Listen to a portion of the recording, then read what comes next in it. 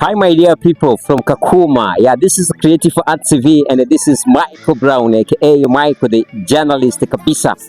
Kama vile inavyokuwa mila na desturi yangu kama Creative Art TV kukuletea updates zinazoendelea hususa hapa kambini Kakuma, huku na pale Kakuma mjini pamoja na Kakuma kambini hapa. Na Kakuma kabisa kama vile tunavyofahamu ni miongoni kabisa mwa kambi ambazo ni kubwa sana hapa maeneo ya Afrika, hususa hapa kwetu Afrika Mashariki ukilinganisha kambi ambazo zilizopo hapa maeneo ya Afrika Mashariki. Kakuma iko miongoni mwa kambi ambazo kabisa zinafanya vizuri na imebeba kabisa zaidi ya kabila 15. So kumesha kuwa ni kambi ambayo iko na vipaji, na leo kabisa niko na legend ambaye kabisa ukitaja miongoni mwa MC ambao wanafanya vizuri katika maeneo ya Kakuma kambini pamoja na Kakuma mjini, huwezi kosa kumtaja yule ambaye niko naye hapa.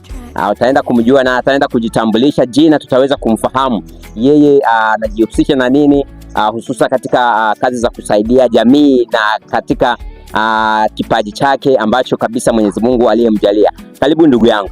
Asante sana. Kwa majina naitwa Mavo. Yeah. Kwa kazi watu wananijua kama MC Mavo. Yeah. Pia mimi ni content creator. Wow. Mimi digital content creator. Ninaishi Kakuma. Yeah. Na nimefanya kazi hapa Kakuma sana na sehemu zingine, but Kakuma ndo nyumbani.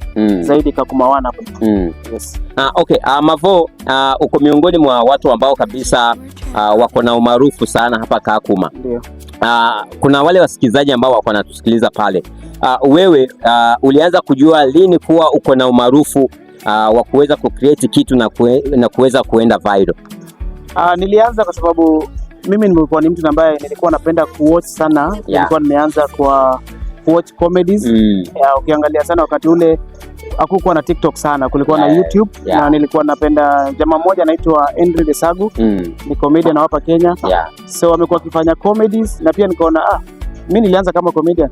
Nilikuwa actor.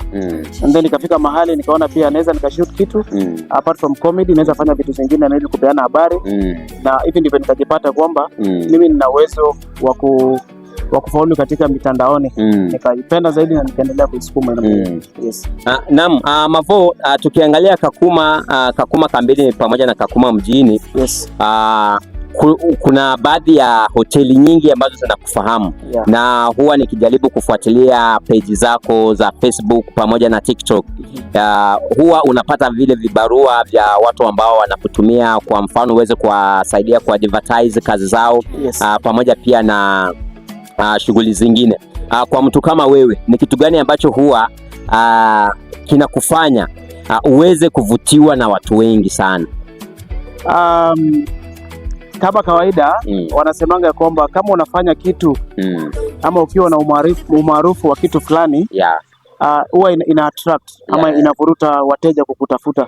Kwa sababu kazi ambayo naifanya mimi uhakikisha kwamba kama umenipatia kazi labda na kufanya kazi ya MC, mimi huweka umaarufu wangu zaidi na nahakikisha nimeweza kufanya kazi poa. So naweza sema hivi ni kutia bidii, kufanya kazi venye inafaa na kufanya kazi venye inafaa kabisa.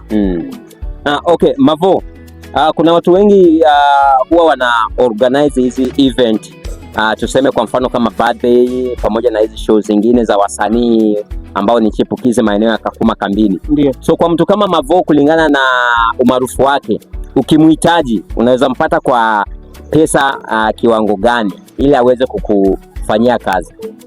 Ukitaka Mavo kufanya kazi, kitu ya kwanza unajua kazi ziko mingi sana. Na ni tofauti sana. Huenda basi ukitaka nikufanyia kazi ya kufanya roadshow, roadshow kuanga na pesa zake, na pia inalingana ni biashara gani nataka nifanye nini, ni advertise. Na kama ni birthday pia tutaongea, though sitaisema sasa venye nalipisha. Ni vizuri pia kama unataka tufanye biashara na wewe mtandaoni, unaweza ukanipata pale TikTok, saizi ni MC Mavo, Facebook ni MC Mavo. Unaweza ukanitumia message ya dharura ni upate maelezo zaidi. But mimi kuanga fair, huwa sikuli watu kwa kifedha. Hatuko sana. Yes. Na ndugu mpenzi msikilizaji, ni Mavo kabisa ndio jina lake ambalo ni maarufu sana. Bila shaka kwa wakaaji sana wa Kakuma kambini pamoja na Kakuma mjini, hauwezi shindwa kumjua Mavo kwa sababu yeye huwa anajihusisha hususa zile activities za vijana wasanii pamoja na wale ma content creator hapa maeneo ya Kakuma kambini. Na leo kabisa tuko na yeye ili tuweze kujua, je, ni jinsi gani vijana mtaa wanaweza jifunza kupitia yeye.